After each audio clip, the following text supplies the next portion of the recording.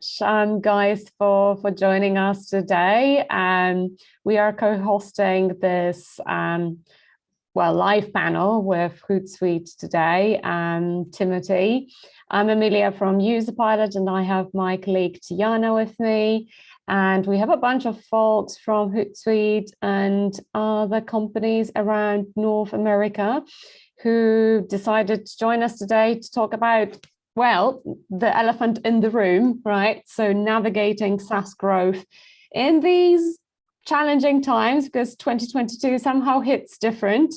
I pulled up a few stats from Crunchbase recently. Apparently, there is like 27% less VC funding globally, 38% less in Europe, 16% fewer deals, and 15% fewer exits. So, people are kind of watching where their money is going, and that obviously hits us as well. So we'll be talking about navigating growth in these challenging recession times. And Timothy, the floor is yours. Would you like to introduce the panelists today? That sounds great. Thank you, Amelia, and thanks for the opportunity here for me to host this panel with all these wonderful panelists with my co-host, Brian. I'd like to start with some introductions. I myself, Timothy Yeung, currently Group Product Manager at Hootsuite, and I've worked at EY and TELUS as the Lead Product Manager and Associate Director of Product in the past. But I like to be a self-proclaimed product nerd. I've previously served at Product BC as the president for our Product Management Association that is located in Western Canada. And I am also currently teaching product management at the University of British Columbia. And I have a number of my wonderful friends here joining us today. My co-host, Brian, who's the head of marketing at Paragon. And he is a product and growth marketer experienced with crafting successful GTM strategies for seed Series C startups. And at Paragon, it's helped transform integration strategies of over 100 B2B SaaS companies to improve adoption, retention, and expansion of the product across the end-to-end user journey. Super interesting scope in his role. Love anything around integration. Thank you for joining us, Brian, as my co-host.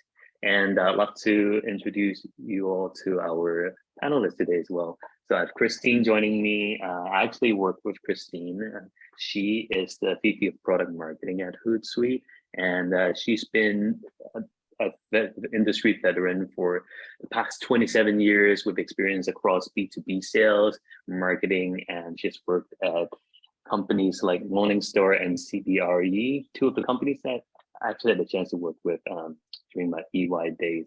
Well, tons of experience in the consulting industry with Accenture and a few other companies as well. Super happy to have you here, Christine. And she's also the vice president of the Burnett Family Foundation of Chicago. Christine is based in Chicago, where she also works closely with leading community nonprofits focused on arts programming and medical research.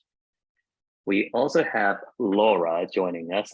Fun fact, I went to school with Laura many years ago, and she's currently a Senior Director of Product at Hootsuite, so I also work with her on a lot of strategic initiatives. Laura is super passionate about cultivating diverse teams with ambitious mandates. And previously, Laura also worked at Lululemon and McKinsey. Super excited about hearing insights from you from a strategy perspective as we navigate through these challenges for SaaS during a recession. And last but not least, we also have Rod, whom I also had the pleasure of working together at Hootsuite, but he's now a VP of product at Next. And Rod is a seasoned product executive. He's super passionate about building product vision that delivers value to customers.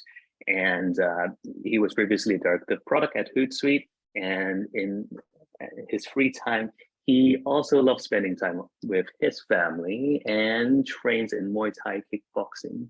I think, Rod, we had this conversation before. I used to do Muay Thai kickboxing too. So great reminder that we should catch up on those.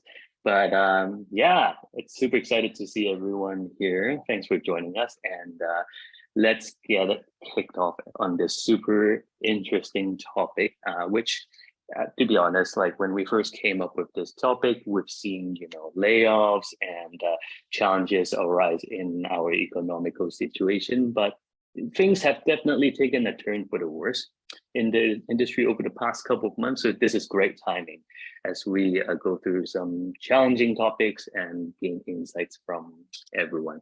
So why don't I kick us off here with our first question of the day. So with SaaS growth stocks value falling and investor money starting to dry up, how do we try to continue to grow the business and drive product growth? Now, I would usually ask for one of you to maybe first chime in, but do we have any volunteers?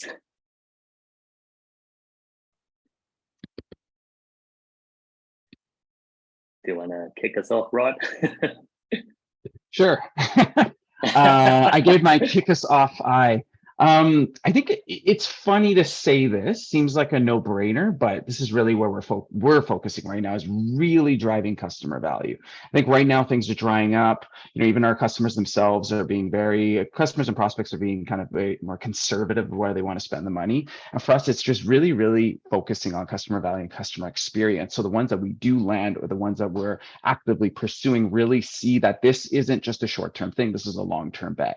Also starting to think more and more about after the recession. So we're trying to really drive home the value of our product set now. So as things improve in the future, we have advocates for ourselves within companies. So it's kind of a funny thing to say, but it's even more so. Don't do one-offs, really, really, really focus on customer value. I love it. Thanks for that perspective, Rod. What do you think, Laura, on this topic? Yeah, I think that to build on what Rod's talking about, it's also really, as a company, being clear on who that customer is and defining, who that customer is in a way that you can feel really confident as a company that you're going after the right spot, so that there's going to be great fit with the product that you bring to the table and that customer need, but also that you can do it in, a profitable way. I think one of the things that we're seeing is we shift from sort of this era of growth at all costs, and valuing that growth with the economic environment we're now in. With rising interest rates, it just means, simply put, that future growth is valued, less than it was when interest rates were lower. And so that means that your growth that's closer at hand is going to be more valuable, to shareholders, to investors. And that's something that businesses are now pivoting to. So getting really clear then on who the customer is today, where you have that really good product fit, where you have that value that you're providing to them, and ensuring that your go-to-market motions and that all of the company activities can really rally around those particular customers is something that I think all companies should be doing, as a matter of course, but I think particularly now leaning into and building those muscles. If you don't have them, now is really that time. I really like that perspective. Thanks, Laura. Yes, Christine.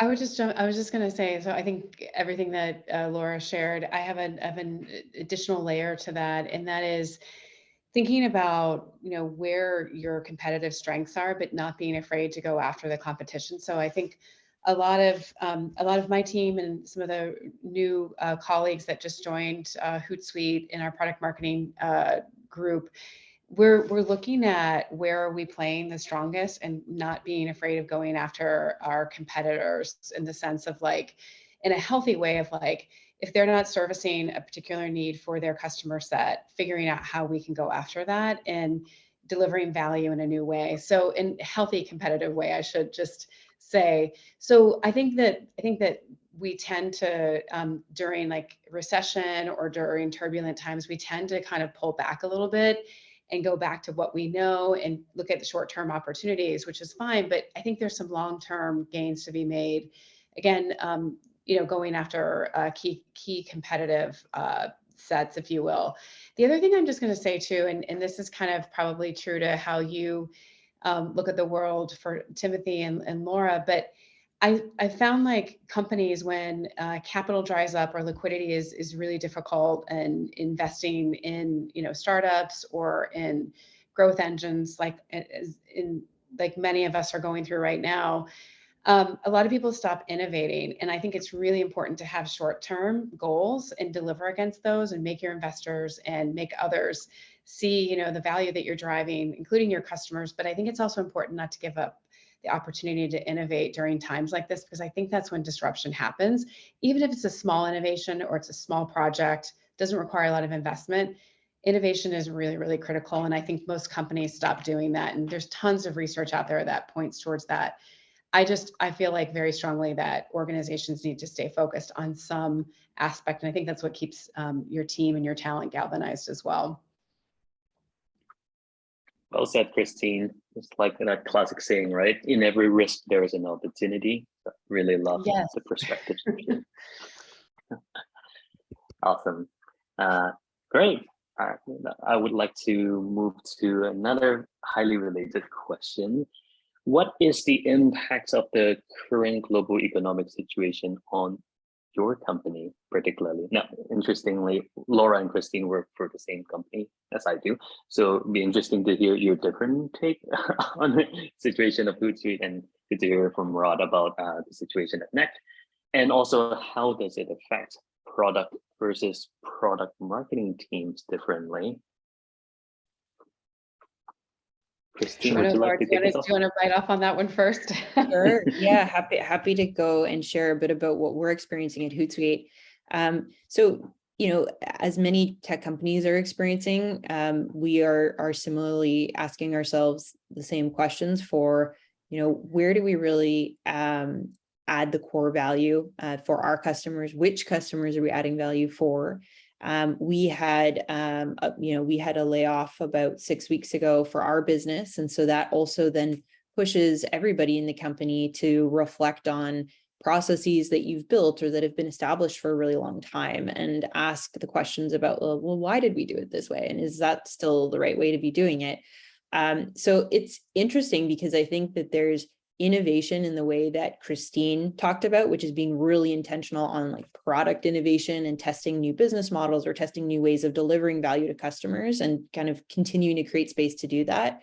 There's also innovation that we're seeing across just figuring out different ways of doing status quo, like the bread and butter of our business that we know we have to continue to do and want to continue to do, and that our customers depend on us every day to do in new and different ways. So I think that there's kind of innovation happening in lots of different ways. And I really would encourage people to think about that innovation in those ways. It's not just sort of that sexy small group that's kind of maybe off doing product innovation, but also innovating across our business and our business model on ways of delivering the value that we have for many years in effective and new and better ways.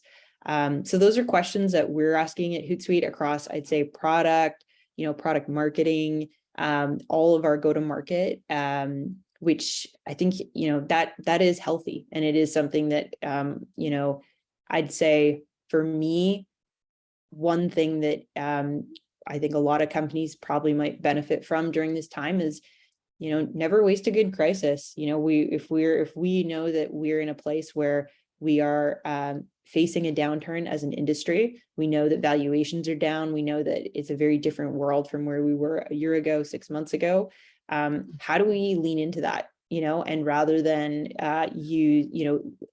come away feeling fearful, really attack it from, okay, what's needed now? And how do we actually innovate and evolve on our business model and in our product to see us through? So those are a lot of the conversations that we're having at Hootsuite right now. And actually, Christine and I are working on several initiatives in sort of the product world and product marketing, and really collaborating together to make sure that that we define that in our path. Yeah, I think I'll just add on. So Laura, really well said. I think in terms of the lens of how that impacts and how the changes have impacted product marketing, it gives me a chance to really lean into my favorite rallying cry, like ruthless prioritization and getting kind of the junk out of the system, especially for product marketers who are really the glue. They're bringing together so many different pieces, not just of go-to-market, but they're really the center of the organization if you think about a healthy product marketing organization. And instead of feeling the thrash of the organization at this time, I'm really working hard to focus our team on the most important things that are going to drive value or going to create better customer interactions or more stickiness or better interactions even with our sales team, who are going through lots of changes right now, as you well know, for Hootsuite. So so thinking about like our team in that way has been really, really helpful. And it gives me even a greater burning platform to do more. But then I think it kind of goes back to like, you can operate as well, like people can operate and be reactive to scarcity. And I think that right now, what I'm really trying to do is show anyone who comes into my orbit anyway, whether they're on my team or they're a partner or a colleague that we're collaborating with, we actually have a lot to work with here. And here are all the strengths that we have, or here are all the things that we can do, or the people that we have that are really smart at Hootsuite. So I think that is how we're turning the corner a little bit and just managing through some of these things. And then just on a practical level, day to day, one of the things that I'm in my team, and I'm, by the way, and I just want to do a quick shout out to many of the product marketers and colleagues that have joined the call today. They are an amazing group. They're always helping each other and collaborating. And I think having that spirit of partnership is what is really going to help us become even more valuable, to develop better products, develop better experiences. So that's one of the other just sort of the leadership or management opportunities I think we all have. So just wanted to throw that out to you guys. Timothy, Awesome. back to you. Thank you, Christine and Laura. Anything you want to add, Ron? I mean, I agree with the panel. Next, in a slightly different phase, we're post Series A, smaller company. For us, it's like I said before, just like really focusing in on clean experiences, just putting the best product possible in front of our customers, and just ensuring we go deep in those situations. Our ideal customer profile is a little bit different. It's a little narrower than Hootsuite, but just really focusing on that too. In terms of the product. On the product marketing side, what's been interesting is it's easy during these times to start talking more about cost savings as a way to put your product forward, as the value prop that it provides. We're leaning a little bit more towards that, but again, thinking over the horizon, this time will pass. We will get past this cycle. There will be, there's light at the end of the tunnel. We'll get past this recession, and not leaning too far into that such that you can't show your product as a revenue driver as well too. So just being very careful there, I think. Again, it's interesting times, that's for sure. That's a great point. I think like we should also touch upon like what Laura has mentioned, tapping into the existing pockets of growth. So for instance, product-led growth, which can, help you both save on and reduce the customer acquisition costs, and at the same time, generate that growth of your existing customer base by, not necessarily creating new value, but creating new awareness of the existing value. Because in the past, I feel like we used to look 10 steps ahead and always focusing on, especially on the product teams, like building new features, sometimes turning into that feature factory, right? And then the product marketing teams would be 10 steps behind, never very much catching up.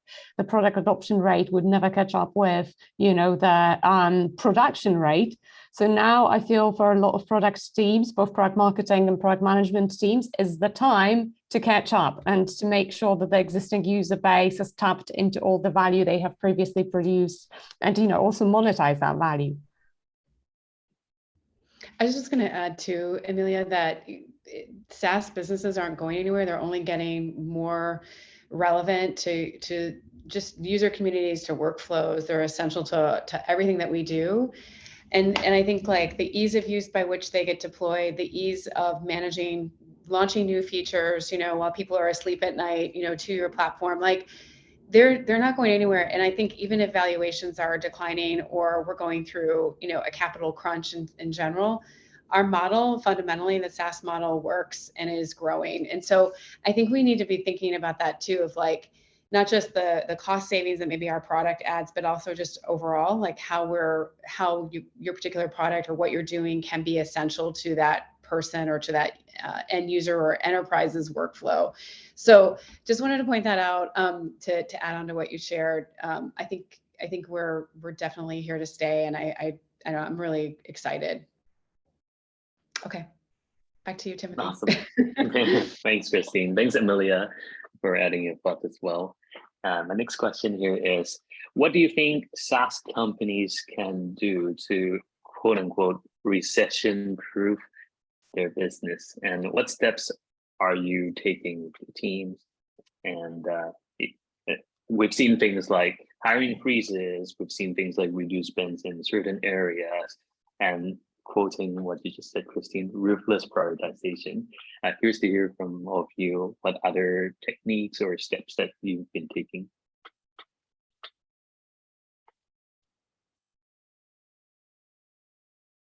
I can start. I was going to say, Rod, do you want to start? Yeah. For us, and I think Laura hinted at this, and I know Laura, and I know she thinks about this anyways, but really thinking through macro conditions when we plan.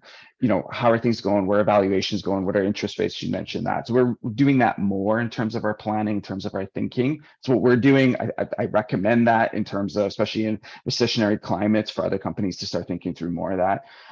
The other one, and it's interesting, it's becoming a bit more buzzwordy of today, is to really think through burn multiples and really think about, you know, like what is your cash in the bank versus what you're burning at all times, and really think through that.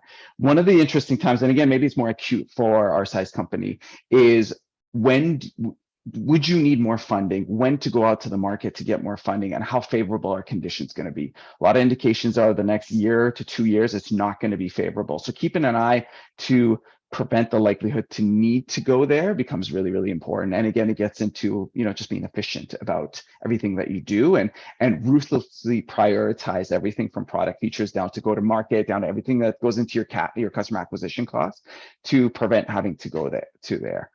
We're still hiring, but we're just being very measured about it. What's interesting for those that are hiring and thinking about hiring, again, going back to something Laura said, never waste a good crisis.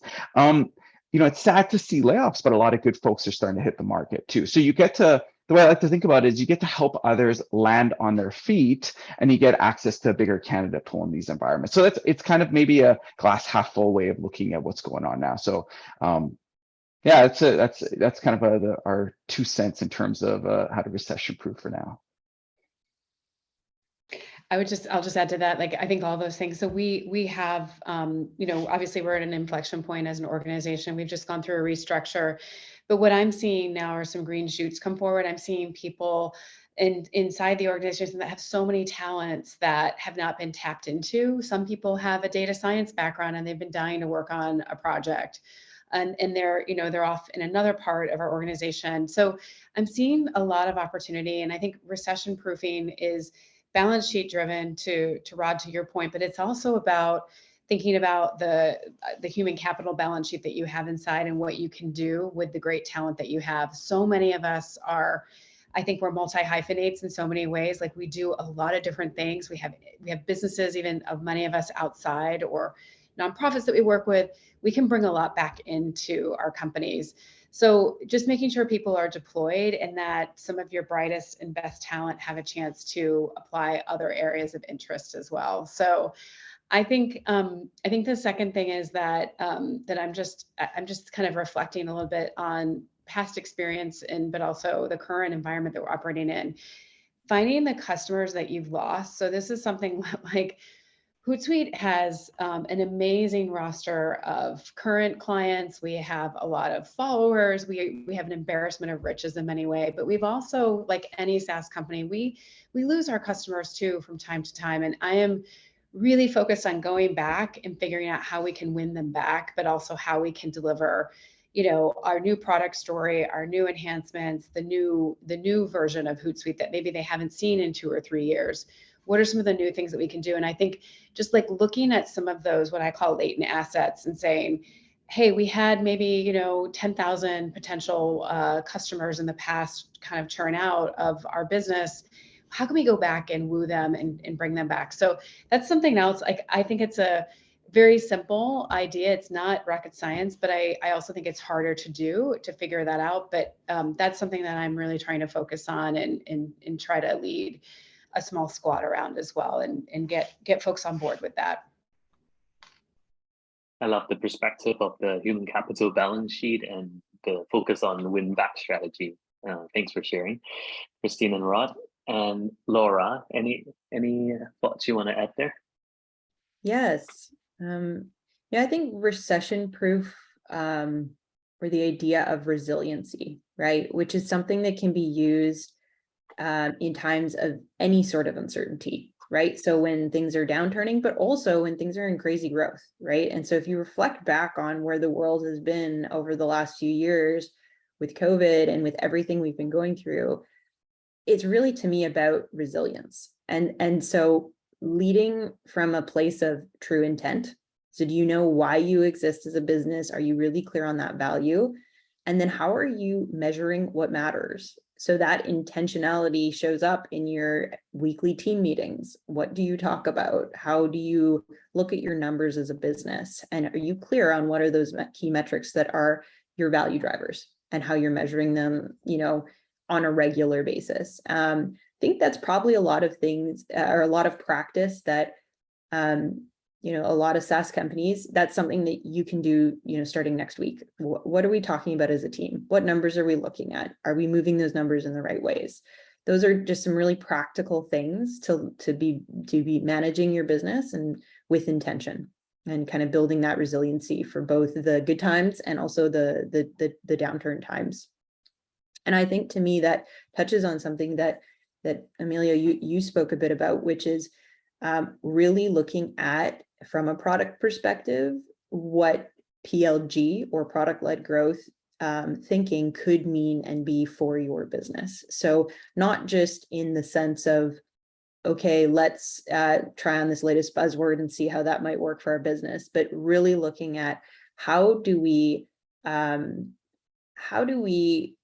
look at building growth loops into our existing customer experience. And for SaaS companies, that experience is with our products, as well as with our people, and being intentional about those experiences. And that, to me, is kind of the heart of how you start with product-led growth. And once you've been able to look at building a PLG mindset into your teams and thinking about how to use your product, not just to deliver on the core value propositions, but also as a way to actually deliver, your go-to-market experience, that becomes something you can instrument and then also measure. So I think there's just a real opportunity for businesses to be thinking about how we build for resiliency, yes, for what we're going through now, but also to get ready for, to Christine's point, SaaS is not going away. So get ready for when we're back into, into more growth-minded, and whatever the world throws at us next, your business is going to be more resilient for it, because you've measured what matters and you're really intentional about the experiences you create and put out into the world. Great point, especially after the pandemic, recession, global political situations. So many things the world has thrown at us, and we gotta manage and persevere. Thanks for sharing your perspective on resiliency and on PLG motion, Laura. Thanks, Rod, earlier, for sharing your thoughts around talent pool and hiring. Really great discussions. We're doing pretty good with time, and we have also reserved about 15 minutes at the end for Q&A from the audience.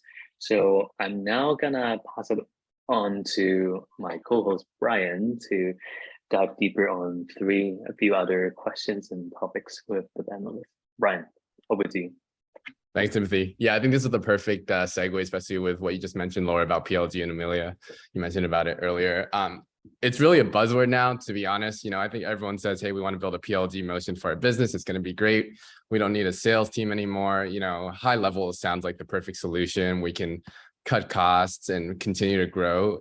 The reality is it's not that simple, right? Building a successful PLG ready experience and model takes time, significant resource investments, and oftentimes actually cannibalizes your revenue in the short term, because now people who are previously funneling through your sales team and you're selling these enterprise packages say, hey, well, there's a free or very low tiered motion for our product for us to start with. You're really going to see in the short term these cuts in revenue and this drop in revenue from your kind of customer acquisition. Your customer acquisition costs stay the same, but your revenue coming in and your ARR and ACVs are definitely going to drop in the short term. So how should product leaders kind of build out this pathway and get the rest of your leadership on board and say, hey, this is a long-term bet, and we know that these are the behaviors we're going to see early on in the short term, but this is a necessary step for us to build a more sustainable moat, and really launch a successful PLG motion. I know, Laura, you kind of just spoke on this, so maybe I'll start with Rod. Great question. I thought it was a great segue, by the way, Laura. That was awesome. PLG is interesting. So we're at Next primarily a sales-led company in the sense of the way that we go to market. But the one thing, as I've been thinking more and more about PLG and kind of going to various conferences where PLG is being talked about more and learning more about product-led growth, product-led onboarding, is what are the parts that just can go across the board? And I think one of the core fundamentals of PLG is the user experience. It's the user journey and getting them a stake in the buying process as well too. And so whether you set up a full freemium model, whether you set up trials, whether you set up, and go through that tier or introduce lower level tiers, I think just really doubling down that you need to get your users into the product, let them test it out, get them to, what some refer to as aha moment, or that moment where they see value as fast as possible. That is key. And that is something I think when you start talking about PLG in that motion, it becomes a little bit more tribal in terms of product-led sales, product-led growth, sales-led motion, et cetera. It's all about the users. It's all about getting them to the place of value as fast as possible. And I when we start talking about it more in that way, I find it resonates with people more, because it also starts to map to sales cycle times and just being able to get users through the process faster and faster. It is, but pure PLG, the way we like to think about it, the kind of the stars of the world, and Hootsuite, I would argue, is one of the OGs of PLG. They were doing self-serve years and years ago. It takes time. It takes time. You're right. There is cannibalization occur, especially at tier. But then you start to thinking about why is that occurring? What is that value set? What is the packaging that we're offering there that is causing that? And is this an opportunity to start thinking about it differently, or start to introduce different models like usage-based pricing, where you reward folks for your customers to go into more enterprise, because you're almost giving them a better deal on your product, and you're advocating for them to flywheel up there more. Yeah, you mentioned repackaging products. I think one of the things that's really important is getting your upsell levers right.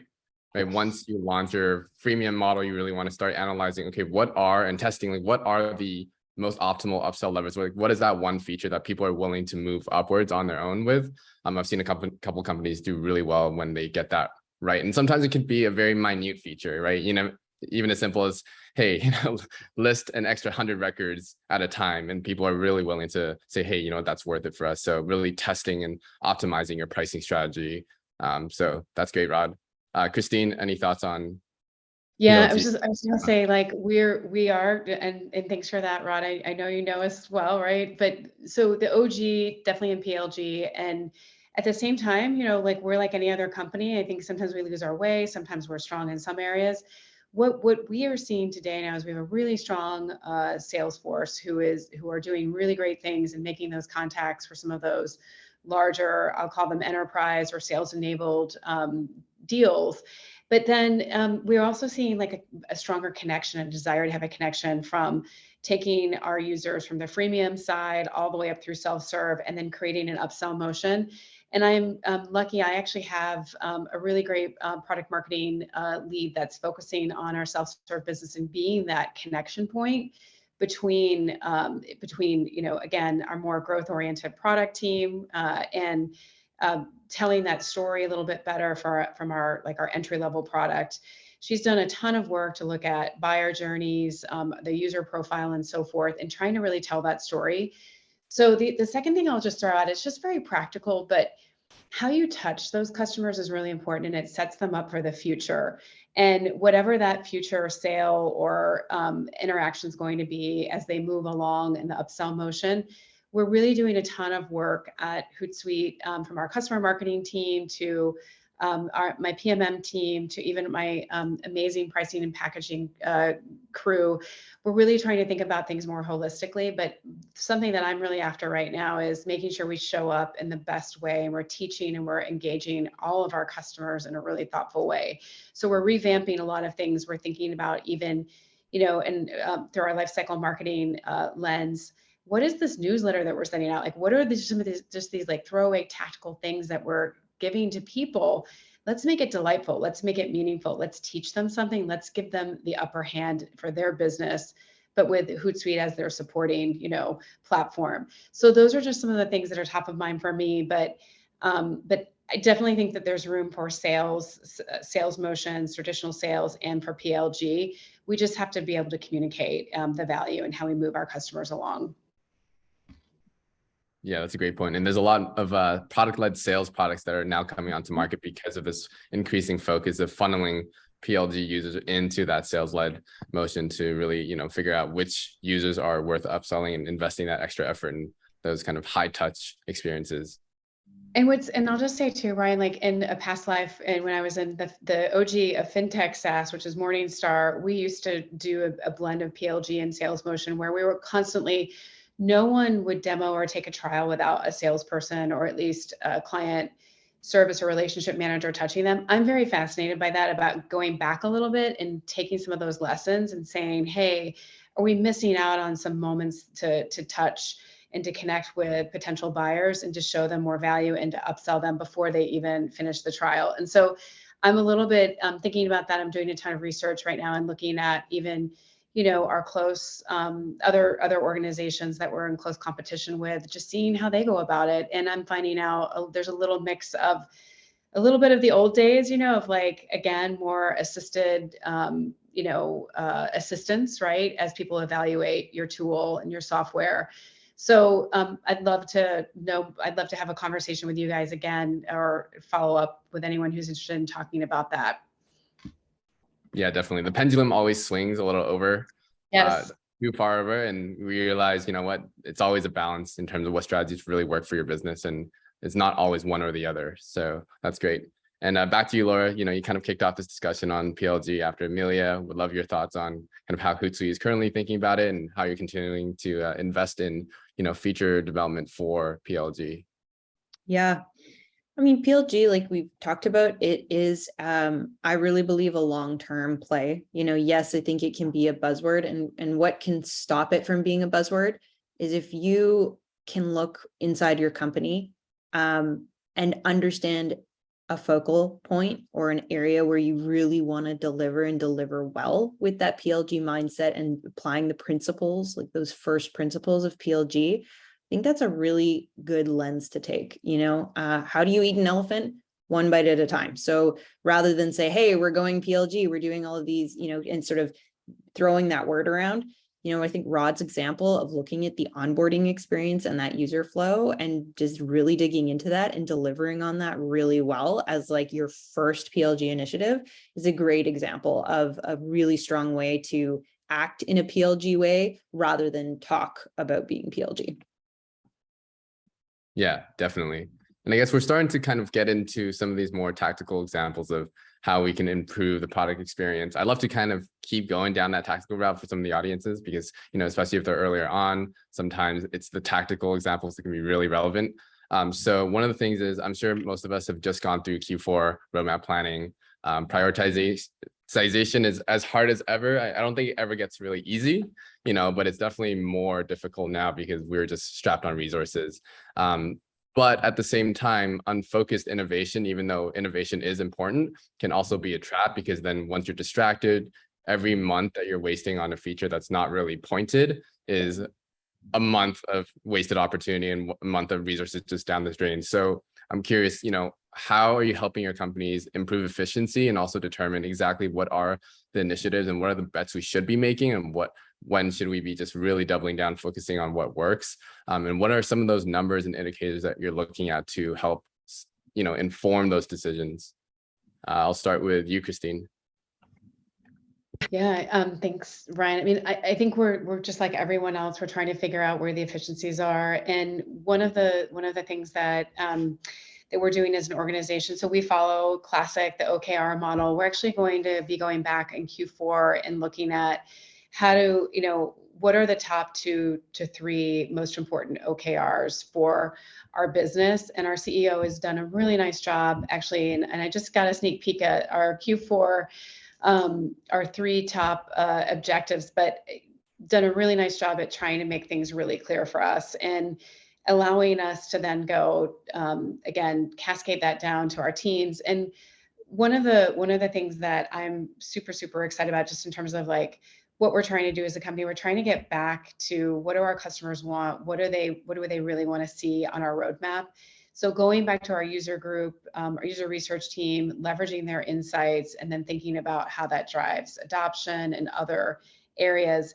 And then another thing, and Laura can speak to this because she is up front and center, it's figuring out what we're doing today, but also planning for the future, which is really, really critical for us right now anyway, and kind of in this new reality that we're operating in. We track all the same metrics. I'm not going to throw out like NRR is important, ARR is important, but I think it's more so of like, how do you get efficiency with the people you have, and then the roadmap that you're planning for, but getting it really close to what a customer is looking for. But I know, Laura, you could probably share so much more on the product side of what you're looking to do. Yeah, I think that, again, the idea of the metrics that you really want to focus on as a business and being clear about how they interact with each other.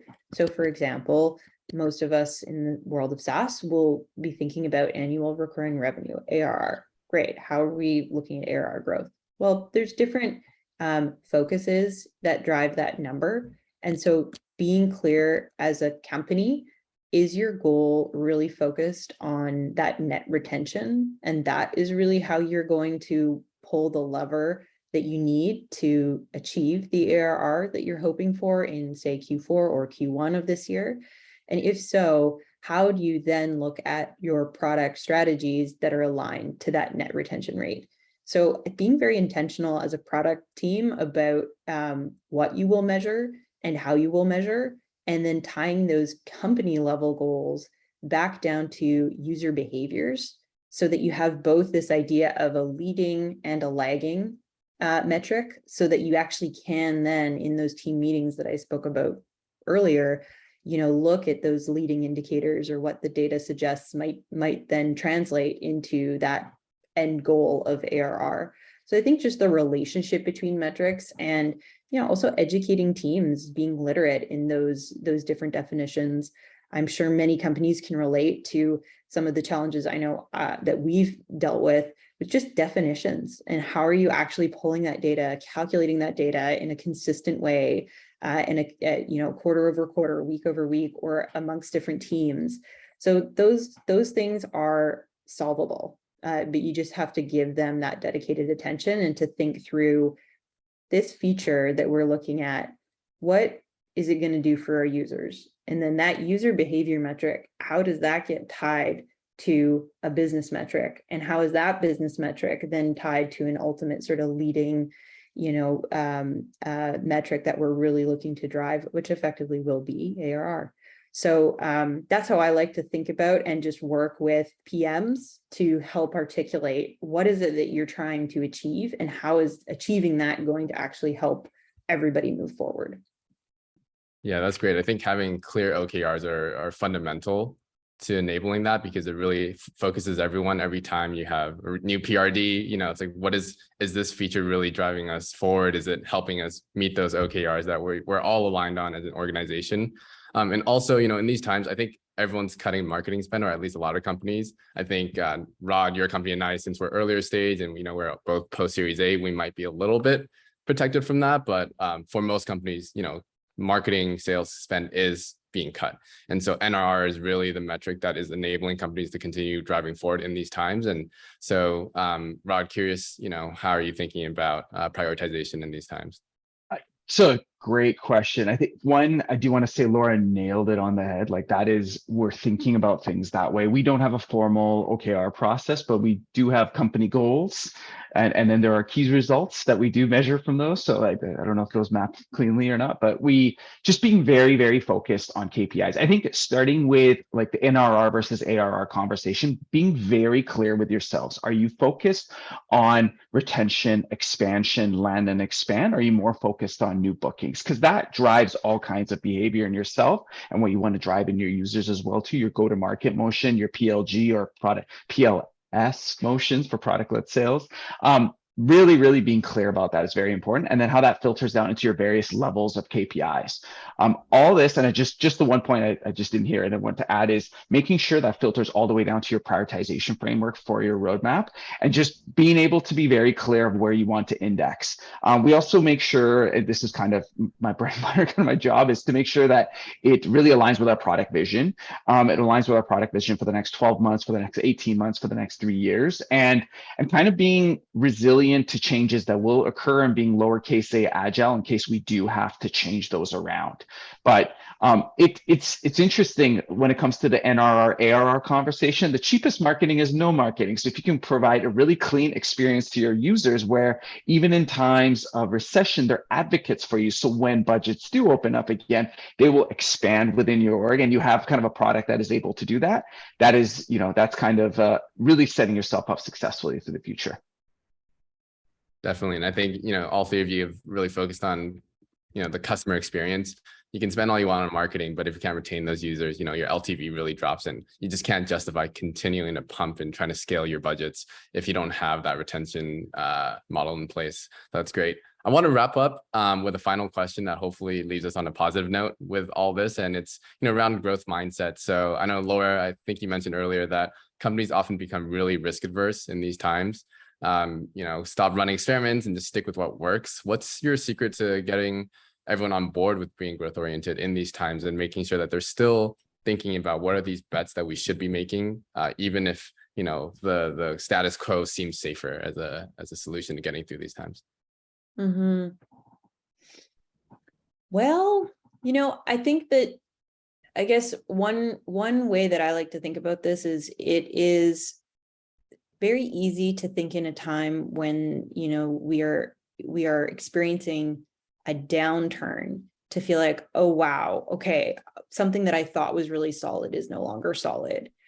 But the truth is that it's just as uncertain when it's the other way around and when you're experiencing a ton of growth. So I think for me, it's reframing where we are for people to not kind of come from a place of fear and thinking about what could go wrong, but really recognizing that our world changes really quickly and we've chosen to be in tech and we've chosen to be in SaaS for a reason, which is that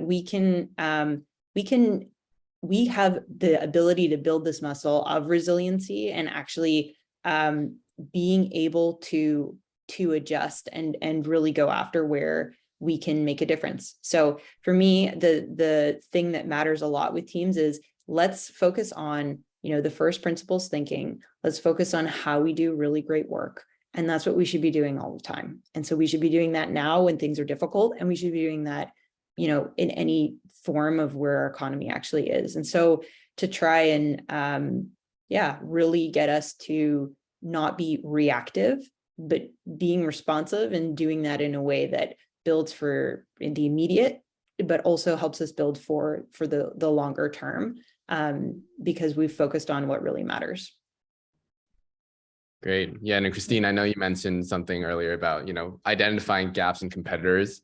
I think that is also sometimes really motivating for the team to say, hey, look, these are some clear opportunities for us. Why don't we go after them? Because if our competitors are kind of staying where they are, this is our opportunity to really, one up them and take their share of the market. But curious of your thoughts around, how to get your team I think that's like one way, Brian, for sure. And I think, Laura, you said it very well, like resiliency is really important. So Our team is, I'm really fortunate that I've been able to pull together and have had individuals join, most recently Hootsuite, along with me, and who are really into kind of agile thinking, and they're already resilient individuals. They're curious. They're really grounded in the art of the possible, which sounds like, they don't, those two things do not go together, being grounded and thinking about the future. But that is really, really important. I think you have to, like, again, in terms of looking at the strategy, when you're bringing in the right types of colleagues and talent, people who are curious and who are driven to solve problems. I think that's the most important success factor that I can point to right now. But then I think that the other element is just trying to teach people that these types of events have happened, or moments like this have happened for a very long time throughout the business world, if you will, and to companies, large, small, et cetera. And if you can weather a storm and you can learn new skills, or deliver something that's unique and different, or problem solve in a new way, you can get through anything. So there's a sort of like steady state of lots of issues always unfolding. Although I feel like the last 3 years, it's like, what else? Someone said, I think it was you, Amelia, or maybe Rod, like, what else can the world throw at us? Honestly, if you can have, survive the past 3 years, you can get through anything now. But it's really about that. And I think it's about having, like, this focus on the future and just showing people, the way forward. The last thing I'll say is, like, I'm a really big believer in the work that Carol Dweck, who's a researcher, she actually writes about, growth mindset, and she's done a lot of great work around that. So going from fixed to, thinking about, again, the ways that you can grow, whether it's professionally or as a company, I'm really, really into that. And I think it can really, anybody who's out there, pick up her book, go read her research, watch her TED Talks. I think that you'll get a lot of great little ideas to bring back to your organization or to your teams that will really help you kind of go through any reactive period that you might be in right now. That's great. And I think, this growth mindset really has to come from the leadership. These behaviors and, the motivation, all that, it has to trickle down. Ultimately, if your leader is not really promoting that growth mindset, then you can't expect the org to do so as well. So it's great to see, Hootsuite having that level of leadership, right now, which is great. And finally, Rod, how are you thinking about growth mindset, NAC, which is earlier on, I guess, in its growth? Well, so, I mean, being where we are, growth is the only way. Like, it is growth, really focusing on that. But I think, I love what Laura and Christine said about really thinking about the culture aspect of it. So really bringing growth mindset to every single conversation. We'll get through this. We've gone through this before.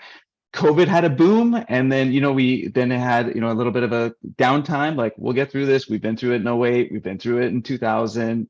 There's various recessionary cycles that happened in the 90s and 80s. We'll get through this. But it's also thinking about kind of some of the decisions that you make now. How are you going to feel about them in 12 months? How are you going to feel about them in 18 months? How are you going to feel about them in 3 years? It's really easy to make decisions for, like, kind of getting through the next 3 months, but is that going to be beneficial in the long haul? Maybe not spending too much time, like not getting into analysis paralysis, but really thinking about, like, is this going to benefit us?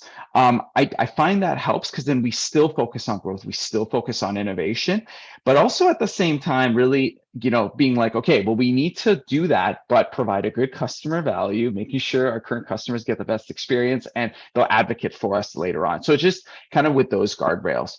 In terms of smaller company, you can still have growth mindset, but then also keep an eye on your burn multiples and those things that kind of provide that laneway for how much, growth you can, or like how much kind of bets you can make, how much risk you can take. And you kind of have to move forward. Like, this is the path forward, is being able to grow your business, finding white space for you to get into in terms of areas that are not being, problems that are not being solved either by your customers themselves or by your competitors as well too. And just kind of, pushing forward. Yeah, definitely. And I think you mentioned earlier on the importance of slow hiring and intentional hiring, for earlier stage companies who may have even just gotten funding this year. It's easy to say, hey, let's just scale our team. We'll drive more output, but in reality, that's going to drop your efficiency of your team overall. So it's really important to be careful with how you're hiring and intentional with those roles. I think we're a little early on our time. Timothy, Amelia, not sure if you had anything you want to add before we head into Q&A. Yeah, I mean, thank you everyone for kind of mentioning that there's probably this unnecessary dichotomy between, sales-led growth and product-led growth, especially in relation to seeing product-led growth as the driver of retention and ultimately NRR, not just as an acquisition channel, right? So I keep telling our prospects, you can be sales-led in your acquisition and still employ product-led growth practices to retain your users.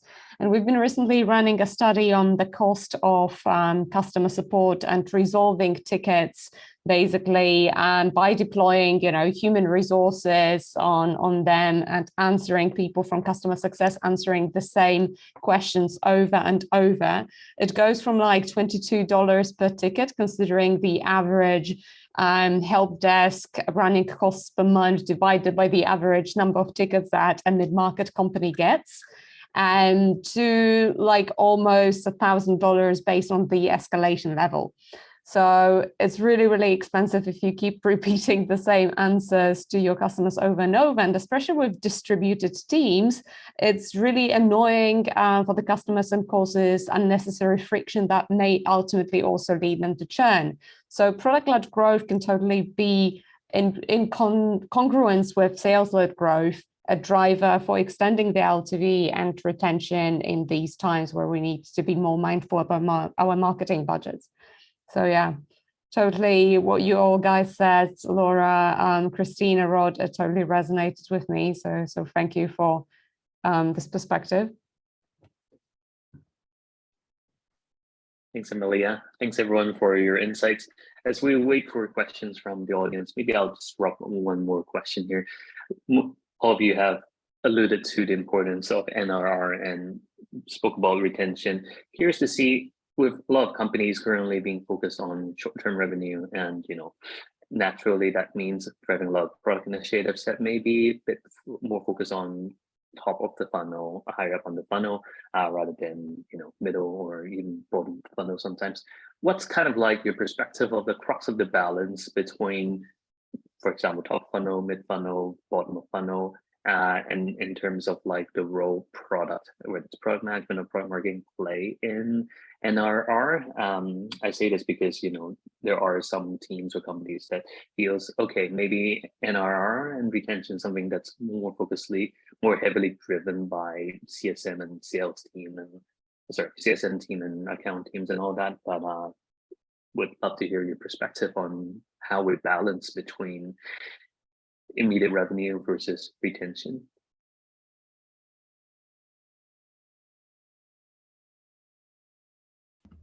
Do you want me to dive in? Timothy, are you?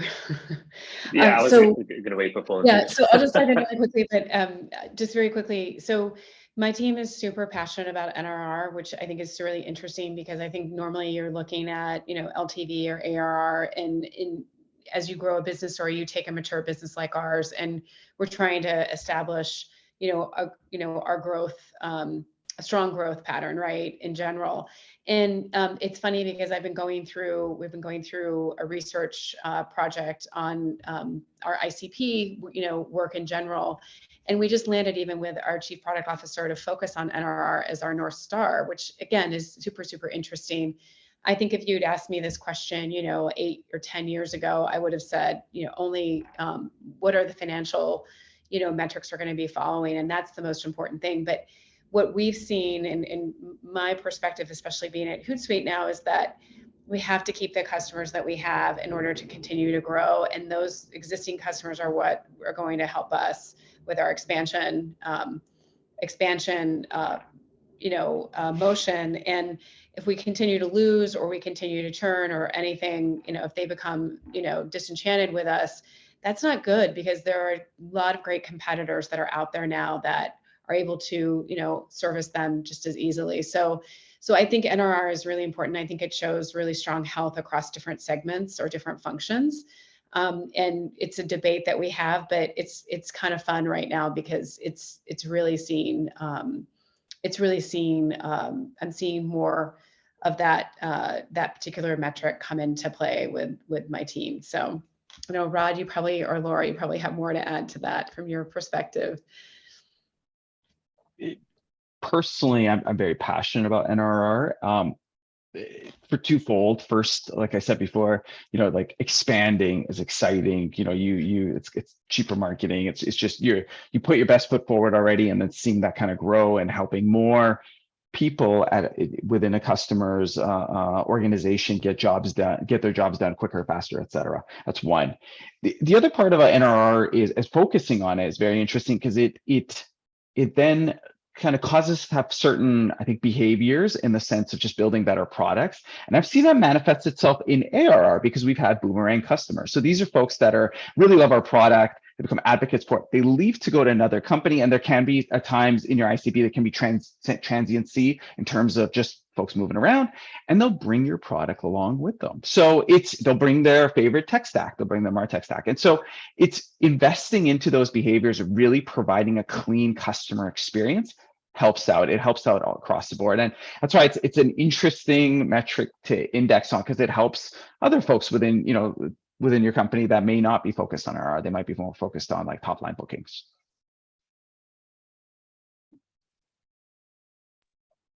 Yeah, I think the only thing I would add to that is I think the concept of focusing on your existing customers, you can show the relationship between that and that net retention rate. And because of the beauty of the SaaS business model, what is actually going to drive that top line revenue? Because at the end of the day, customers who stay with you are continuing that subscription, continuing that ARR that is going to come in for that next year. And then being able to show a happy customer, expanding with you is a natural part of that journey. And so giving them the ability to do that and showing how net retention actually has a direct relationship with expansion revenue and so on. I think that it's a beautiful sort of metric that really hits at the heart of, are you providing, value to customers when they actually use your product? So it doesn't mean to say that top line is not important and shouldn't be a focus, and you shouldn't be thinking about those top of funnel activities, but being really clear on when people do hit that top of funnel, that they are in a funnel worth staying in is really important. Great perspectives. Thanks for sharing, Laura, Rod, and Christine. I know we're a couple of minutes past, and Emily, I feel like we did buffer about 10-15 minutes, depending on whether there are questions coming in the chat window. I know some of the panelists might have to drop early as well. Maybe we can see if there's additional question for the next 10-15 seconds from the audience. If not, we can try to handle the questions and have them answered offline as well. Anyone, if you have any questions, please feel free to pop them into the chat window. I can kick it off with another question. So one thing I've noticed is a lot of these companies that, Salesforce, Slack, they, given the space I'm in, especially, I've been noticing this a lot. Companies with marketplaces and who have really strong integrated platform plays are continuing to grow at, insane levels, right? So Salesforce, I believe, grew 50% year over year. And at their scale, that's incredible. And the reason is, as companies have become more integrated with their customers' tech stacks, they're just a lot harder to rip out, right? Once you've built a workflow and you're actively using a solution day to day, it's really hard for you to say, hey, you know what, let me just take this out because I don't need it anymore, because it breaks your processes, it breaks your overall workflow. How are you guys thinking about, leveraging potentially integrations for your own retention strategies? Because as you grow and continue to build into the long tail of these integrations, it becomes really hard to justify, hey, like, what is the additional value from a revenue perspective that this is driving? But, clearly companies like Slack, like Atlassian, have proven it. Curious how you guys are thinking about that. I'll go, and I know Hootsuite will have some subset of this. We're like Knack and Hootsuite arguably are built on top of integrations. Like that's the bread and butter, right? Whether it's social for them and for us, it's marketing automation platforms. I think what's interesting is really starting to do customer interviews, really doing research and finding out what are the workflows of your ideal customer profiles now. What are they doing? What are tools that they're using? And where are spaces for you to be more and more integrated? At the end of the day, what you want to provide is value. You want to enable more and more folks, but we both target marketers. So more marketers to be able to collaborate together, to work together, and to do it in a way that's seamless. And so naturally that starts to, be down the path of integrations, being better integrated into their project management platforms, into their collaboration tools. You could say folks like Salesforce and Slack have also targeted similar paths in and burrowed in, but from different angles, whether it's collaboration, whether it's from, customer, from CRMs, but really trying to kind of help our customers do their jobs better, take their existing workflows and just do them better, be more efficient, do them quicker, and really be able to enable them to grow their business better by having just tighter integrations, tighter turnaround times. For us, I think this is the same for Hootsuite too. We enable marketers just to provide the right message at the right time, and speed is a huge component of that. And to be able to kind of really present integrated workflows really helps them do that. And that a lot of that comes down to integrations and just constantly talking to your customers about what are they doing now, where it is, and where are their gaps currently. Yeah, I mean, Rod, you hit the nail on the head, but we are built on integrations. We have a really large ecosystem that our customers need and want. And so it's like a classic, but I think for me, as a marketer and as a brand person, to me, it makes my value proposition easier to take out to market. If I can say like, look, I see where you're at right now. I see that you are a small to mid-sized company and you're operating as a large enterprise. You have a lot of different things that you need to do. You have data you need to pull, or you need to send messages out across many, social media platforms, whatever it is, or many channels. I think we have to understand, like, people are running their business. They don't want to be burdened with, will this platform work over here? Or can I actually bring this, this tool into my ecosystem?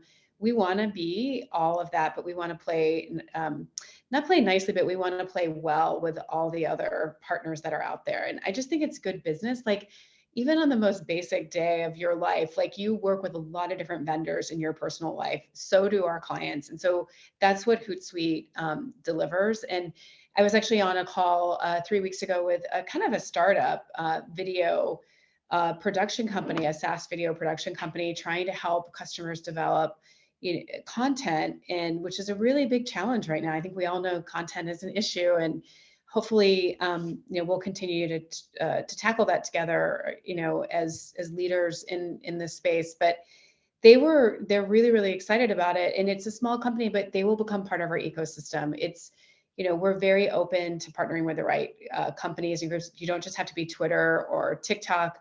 You can be a small startup as well. And so I would say, like, it's super fun for me to be able to work in an environment like that and also be able to market those integrations. Cool. Thanks for the thoughtful answers. I don't know, Timothy, since Laura is gone, do you want to hop in on this one? I have a quick question for Christine, actually. I love what you mentioned about ruthless prioritization. Do you have any tips or suggestions or frameworks for other leaders out there for either prioritizing what they need to grow on personally or for the team, or what projects to focus on for like short-term versus long-term? Any suggestions there?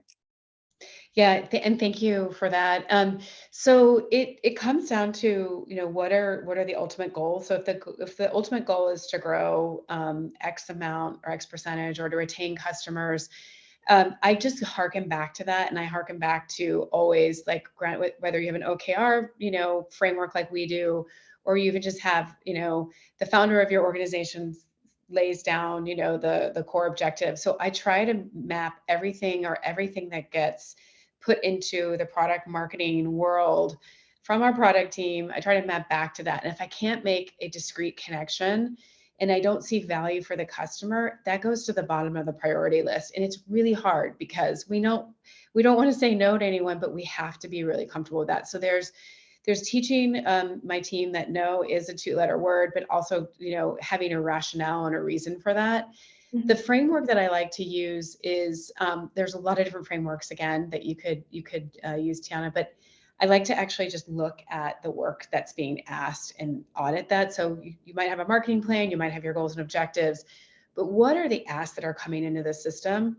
I've actually gone so far as to do like a time cost benefit analysis of having my product marketers track everywhere they're spending their time. And in a prior organization that I was leading transformation for, I found that they were being asked to, they were doing a lot of sales enablement projects, right? They were actually doing a lot of planning, and it really didn't relate back to taking products to market. And so, like something as simple as that, just having people track their time and then creating some kind of data analysis, whatever you can, whether it be time or cost or salaries, and trying to show value. So that's on the deeper side on a transformation effort I led. But in most simplistically, I think just tying back to your top line growth objective or your retention objective, and then going from there. That's super tactical. Thank you. I went off on a little bit of a tangent. Sorry, Timothy. No, that's great. That's very helpful. Thank you. It is super helpful. Thank you for sharing your perspectives on that. I know we're 10 minutes past the scheduled times, and I don't think I've seen questions from the crowd yet, but I think we can have those questions handled offline as well. So what do we think if we wrap it from here, and then we'll share the recording and handle any questions outside of the presentation? Yeah. I think it's like, thanks to everyone who joined today. We can't see you, but it's really great that you were able to make it. Yeah. Thank you so much, Thank you guys. so much. Thank you. Thanks, everyone. Rod. Thanks, Christine. Thank Thanks, you, Laura. Rod. Bye, everybody. Brian. Thanks, guys. Thanks, Amelia. Bye. Everybody. Bye. Thanks, everyone. Bye.